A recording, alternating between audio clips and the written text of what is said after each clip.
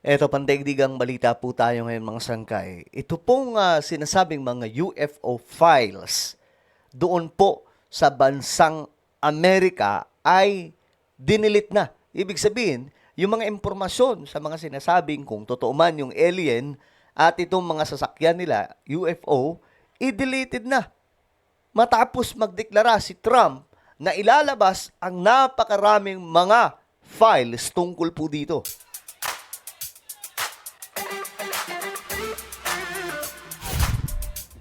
So ito, masyado pong palaisipan ito ngayon mga sangkay, no? At tiningnan ko nga po sa, tawag dito, sa YouTube, kung mayroon pong mga balita tungkol dyan, halos burado lahat o hindi po binabalita ang tungkol dyan. So ang tanong dyan, bakit kaya parang may pinagtatakpan? 'Di ba? Pero ayun, mga sangkay, makikita po natin sa mga balitaan na mayroong nga pong deleted files, no? May mga naglalabas sa mga impormasyon. Though hindi galing sa media, no? Parang nasasabo tayo, parang Epstein file no? Mga sangkay, hindi pa po tayo tapos sa Epstein file. At hindi po natin alam yung pagkakakonect nito ngayon mga sangkay kasi malaki pong kumbaga malaki po ang sikreto ngayon na lumalabas sa bansang Amerika. Nag-usapan po natin to. Anyway, bago tayo mag-umpisa sa ating pandaigdigang usapin, no? Makikita nyo po yung subscribe button sa baba ng video na to. I-check nyo po. Tapos i-click nyo yung subscribe, i-click ang bell, at i-click nyo po yung all. Sa mga nanonood naman po sa Facebook, i-follow nyo po yung ating Facebook page. Okay. Eto na. So, kung titingnan po natin sa Google, ayan po, makikita po natin yung balitang yan, mga sangkay.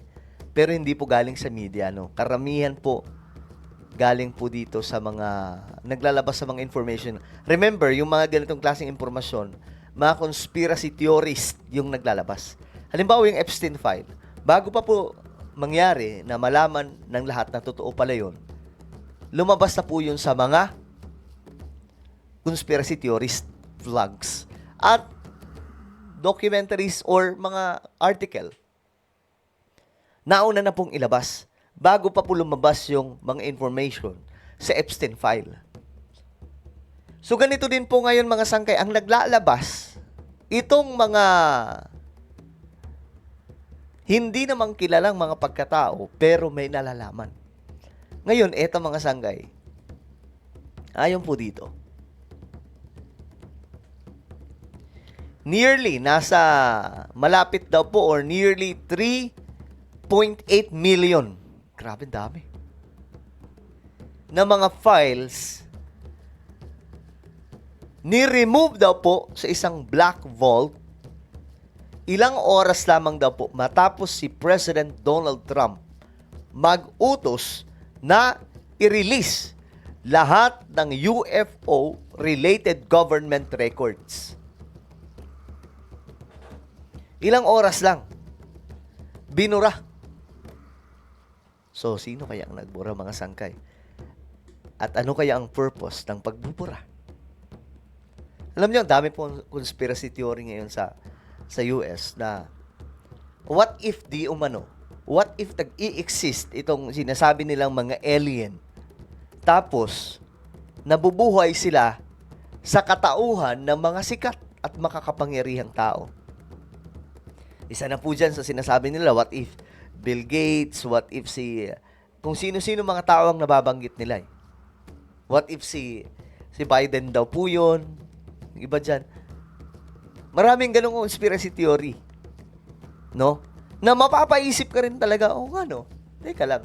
Kasi itong mga ganitong klaseng information, dapat wala silang ganitong klaseng files na napakarami kung hindi po ito totoo. Kung wala pong pinanggagalingan. Ibig sabihin, mayroon po talagang something. No? Something na bagay na mukhang ayaw lamang pong ilabas. Ito. The Black Vault is privately run archive created by researcher John Greenwald Jr. that hosts declassified U.S. government documents. The removed material included records on UFOs, intelligence programs, military reports, and other federal files obtained through FOIA request. Sa madaling sabi, malalim yung mga impormasyon. Biruin mo, about sa mga UFO nandun. Mga intelligence programs nandun. Mga sikreto nila. Nandun lahat. Military reports. Nandun din po. Kaya nga, 3 million eh. Diba? Nasa 3 million mga sangkay na mga files. Ganong kadami. Diyos mio marimar. So, ano mayroon? Ito, hindi pa tayo tapos sa Epstein file. Pero, ito ang mapapansin po natin ngayon. Dahil sa sobrang makakapangyarihan ng mga taong to, kahit lumabas na sila sa Epstein file, may dinampot ba? May naaresto ba? Wala. Why? Hindi lamang po sila mga bilyonaryo. Hindi lamang po sila makakapangyarihan dahil po sa kanilang impluwensya o pera. Talagang mayroon pong something na bumubuo sa mga pagkatao ng mga taong na-involve sa Epstein file kung bakit hindi po sila madampot-dampot. Wala mga sangkay. Kaya nga, kahit si Donald Trump, nandun. Diba? Marami sa kanila, mga world leaders, nandun. Si Leonardo, alam ko may mga umiidolo na ito. Si Leonardo DiCaprio, nandun, mga sangkay. Alam niyo, totoo yung sinabi ni Mel Gibson eh. Si Mel Gibson, isa pong magaling na direktor at artista ng Hollywood. Nung kinuha po siya ni Donald Trump, nagsalita po siya. Sobrang lala daw po talaga ng nangyayari sa Hollywood.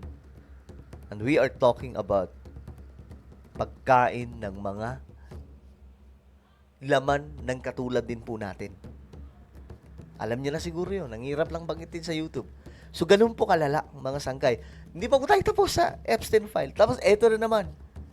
UFO. Greenwald said the hosting provider indicated the files were deleted rather than corrupted. True, no cause was confirmed. Kita nyo mga sangkay. Ayon po sa kanya, ayon po sa researcher na ito, ang mga file na ito ay dinilit at hindi po na-corrupt.